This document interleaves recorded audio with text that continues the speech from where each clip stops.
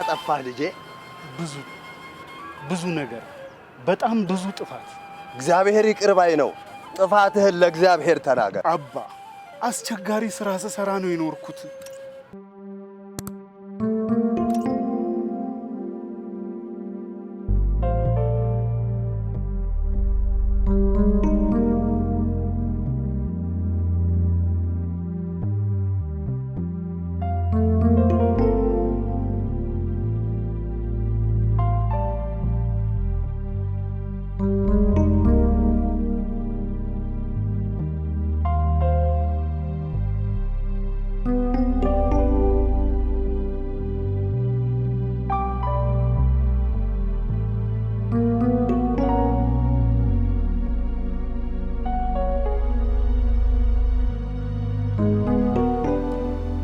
ማሪ የት ሄደ? ወደ ቤቱ መሰለኝ። አልነገረህም? አልነገረኝም። እንደመጣው አውቋል? አላወኩም። ሙሴ። አቤት ሰለሞን። ከዚህ በኋላ ሁሉም ነገር በእኔና ባንተ ትከሻ ላይ ይወድቃል። ዝግጁ ነህ? አዎ ዝግጁ ነኝ። የእኛን ስራ ታውቃለህ፣ በጣም አስቸጋሪ ነው። ከመንግስት ከተፎካካሪዎቻችን፣ ከሁሉም በላይ ደግሞ ከጠላቶቻችን ጋር እየታገልን ነው የምንሰራው። ይገባኛል ሰለሞን። አዝናለሁ። የሙከራ ጊዜ የሚባል የለም። በቀጥታ ወደ ስራ ነው የምትገባው። አሁን የምሰራው ስራ አለ? አዎ።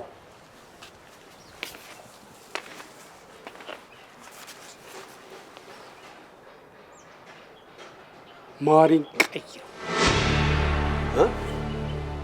ማሪን ቀይረው። ጠዋት ወደ ቤተክርስቲያን ከመሄዱ በፊት ቀይረው።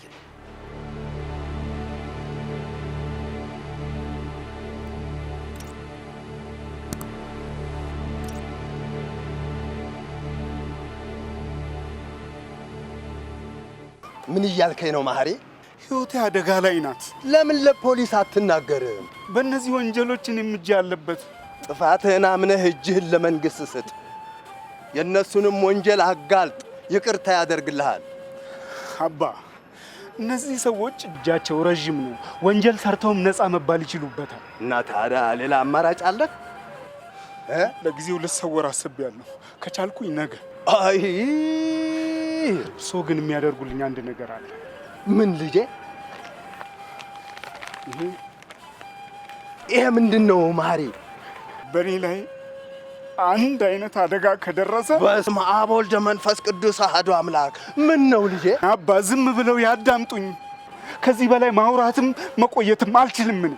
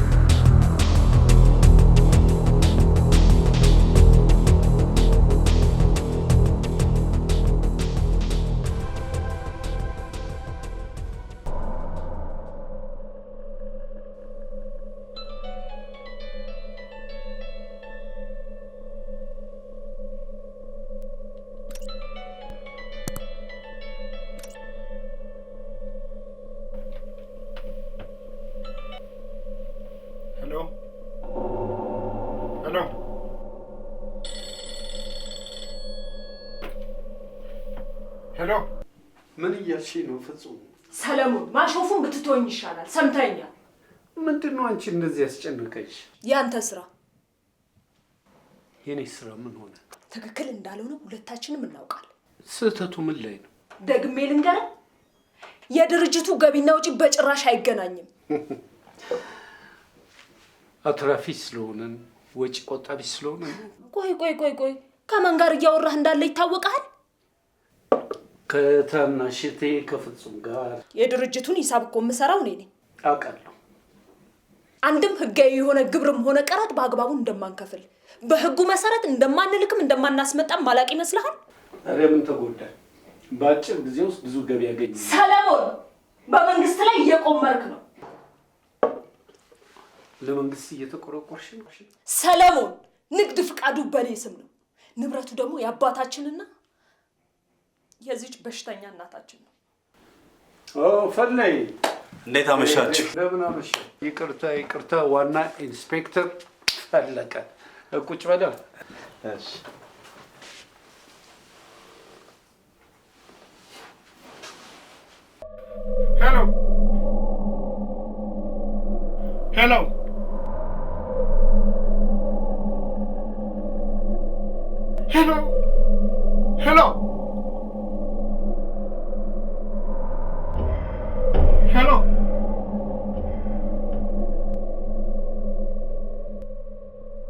ሄሎ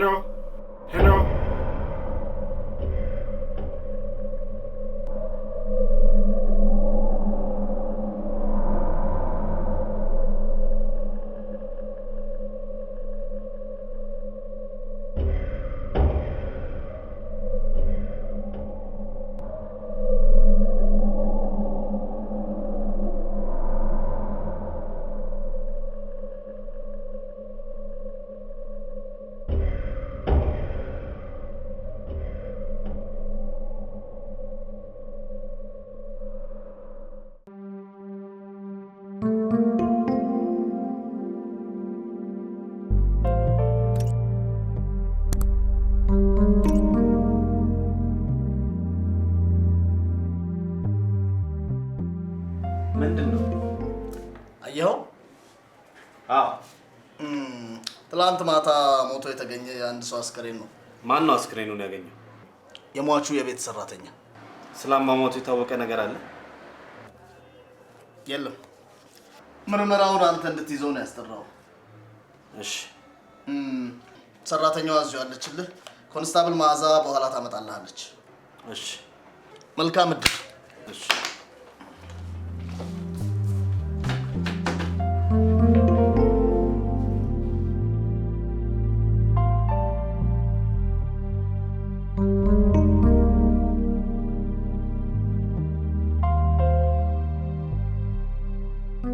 ሙሴ እንደነገርኩ ፍጹም በጣም እያስቸገረች ነው።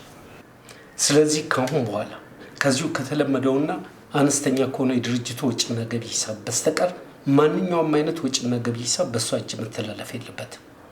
እሷ እንዳታውቅ ዘዴ ማበጀት አለብን። ፋይሎች ሁሉ ወደ አንተ ክፍል ይሄዱ። በተለይ ደግሞ በቦቴዎች ያሰብነውን ስራ ማወቅ የለባትም። ግን እኮ አውቃለሁ በአንዳንድ ጉዳዮች ላይ ታናሽ ወሳኝ ናት። ቢሆንም ግን እንደተለመደው ፎርጅድ ነገሮችን መጠቀም እንችላለን። እሱም ብቻ ሳይሆን አውቃለሁ። ይህም ቢሆን በቂ አይደለም። በመንግስት መስሪያ ቤት ውስጥ ያሉ የኛ ሰዎች ፋይሎቻችን ላይ ጥብቅ ምርመራ እንዳይደረግ ማስደረግ ይችላሉ። አውቃለሁ።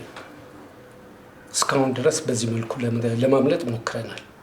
አሁን ግን ፍጹም አስፈላጊ ስትሆን ብቻ ጥርጣሬ በማያደባ መልኩ ፊርማዋን እሷን እንጠቀማለን። እንሞክራለን። ሙሴ ሙከራ የሚል ቃል በእኛ መዝገበ ቃላት ውስጥ የለም።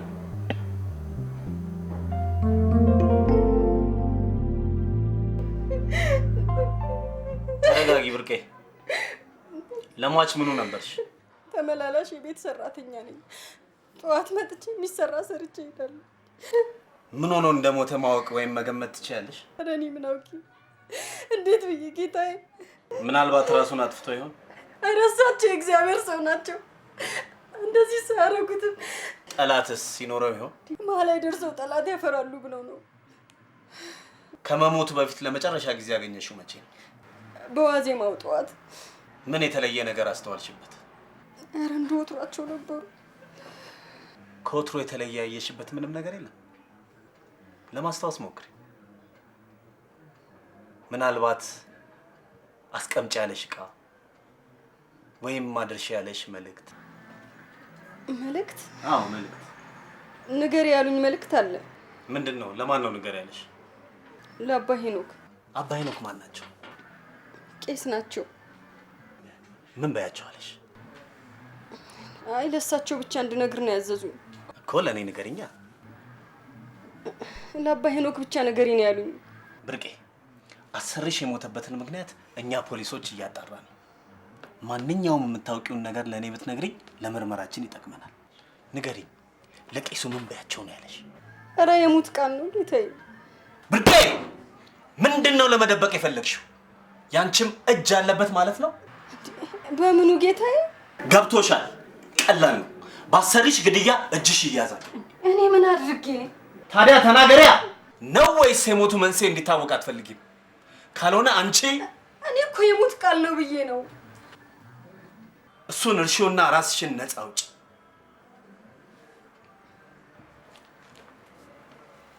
ምንድነው ለቄሱ ንገር ያለሽ?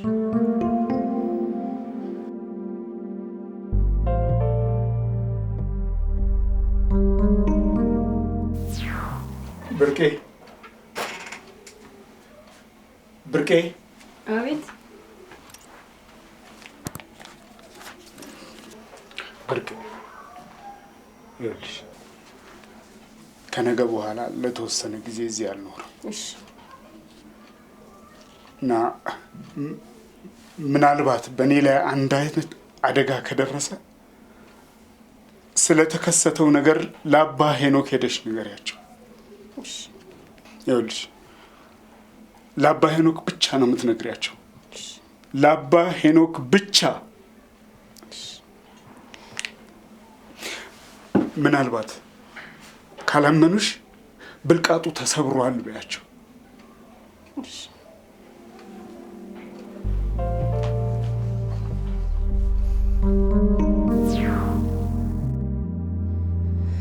ይኸው ነው። ነገርሻቸው ታዲያ? አይ በጠዋት ስመጣ እንዲሆኑ አገኘኋቸው። ስጮህ ፖሊሶቹ ደረሱና ወደዚህ አመጡኝ። ብርቄ ይኸውልሽ፣ ይሄን ነገር ለማንም እንዳትናገሪ፣ ለቄሱም ቢሆን ማለት ነው። ምናልባት ወንጀል ተፈጽሞበት ሊሆን ይችላል።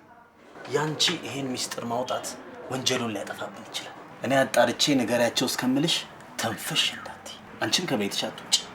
ምናልባት አንቺንም ሊያጠቁሽ ይችላል። እኔን እንዴ? ለምን? ሞኝ አሰሪችን ያጠቁ ሰዎች ናቸዋ። አንቺ ጋር ሚስጥር እንዳለ ከጠረጠሩ ፖሊስ ጣቢያ መምጣትሽን ካወቁ ሊያጠቁሽ ይችላሉ። እና ምን ተሻለኝ? እኔ እስከማገኝሽ ድረስ ከቤት አትውጪ። አውቃለሁ ይቸግርሽ ይሆናል።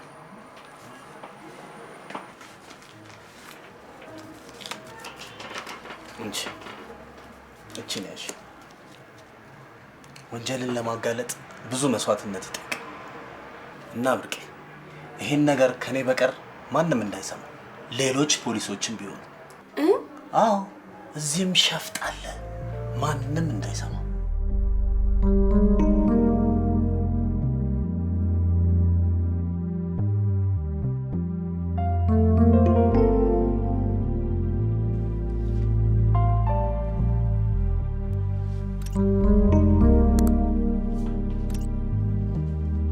ምርመራውን ያዝኩት ነው የሆንኩ እንጂ ይሄኔ አዘቅት ውስጥ ወርውረውን ነበር።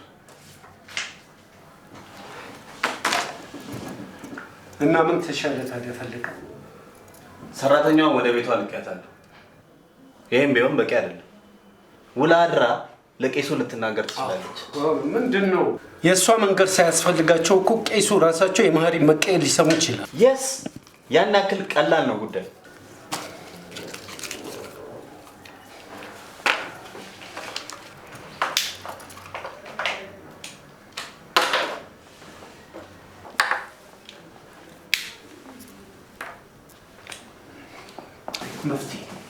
መፍትሄ አምጣ ኢንስፔክተር፣ መፍትሄ ፈልግ። ሰራተኛዋ በአይነ ቁራኛ ትጠበቅ። አድራሻዋ አለ። እኔም አባል ላገኛቸውና እጃቸው ላይ ምን እንዳለ ልወቅ። ሰራተኛዋ ብትቀየርስ? የኔ ስራ አደጋ ላይ ይወድቃል። ኮማንደር ሙራድን አላወቀው። በዛ ላይ የመስሪያ ቤታችን የስነ ምግባር መኮንን ነው።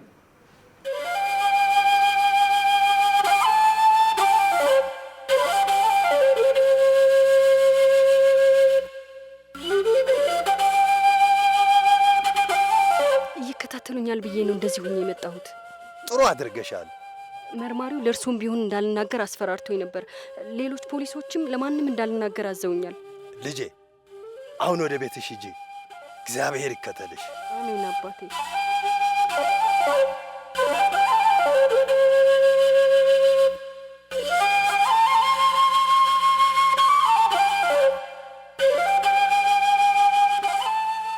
ከማየ ወለተ ማርያም ጋር ሂጂ፣ አድርሰውሽ ይመለሳሉ። እሺ አባ።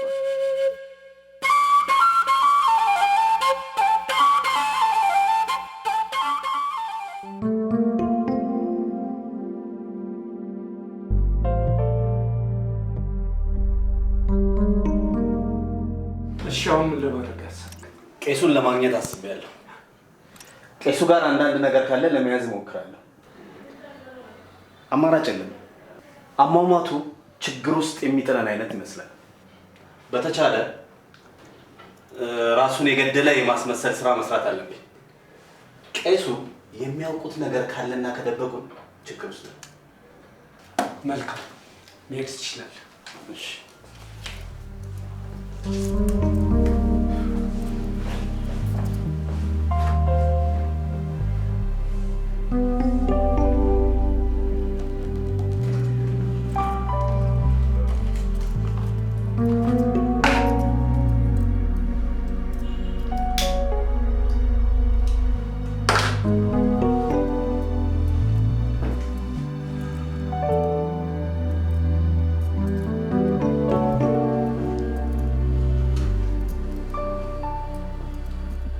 ምን እየተካሄደ ነው ሁሴን? ምን ተካሄደ? አደጋ መምሰል አለበት አልተባባልንም ነው? አሁንም ግን ማሪ ጠንቃቃ ሆኖ ነበር። ሁሉንም ነገር ሞክሬያለሁ፣ በሽማግሌ፣ በሴት፣ በህፃን ልጅ። ነገር ግን ማሪ በሩን ሊከፍት አልፈለገም። በመጨረሻ ሙሉ የህንፃውን መብራት አጥፍቼ ኮሪደሩ ላይ ግርግር እንዲፈጠር አድርጌ ነው መግባት የቻልኩት። ባይገርምህ ሊያመልጥ ባይሞክር ኖሮ ላገኘው አልችልም በጭራሽ። ሁሉንም ነገር በጥንቃቄ ነው ያከናወንኩት።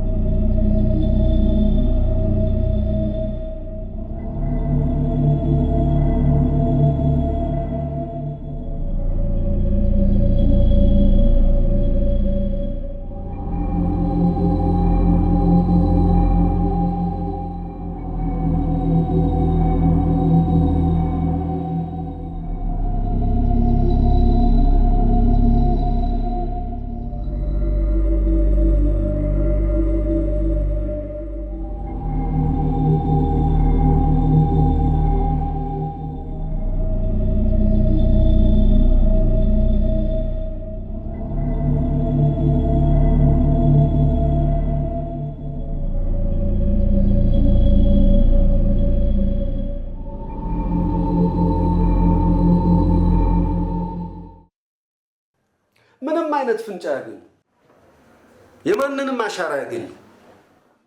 ከማህሪ በቀር እዛ ቤት ውስጥ ሌላ ሰው ለመግባቱ ምንም ማስረጃ የለም። ፈለቀስ? ሰለሞን ፈለቀን እያወቅኸው ራሱን ጠቃሚ ለማድረግ ነው። ማህሪ ጠያቂም ከሳሽም የለውም። ራሱን አጥፍቶ ነው ማለት ይችላል። እሺ ቄሱስ? ቄሱ ጋር ደግሞ ምን ነገር አለ?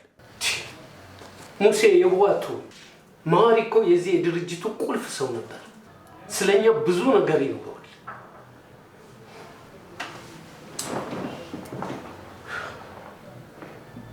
ይህንን አሳልፎ ከሰጠ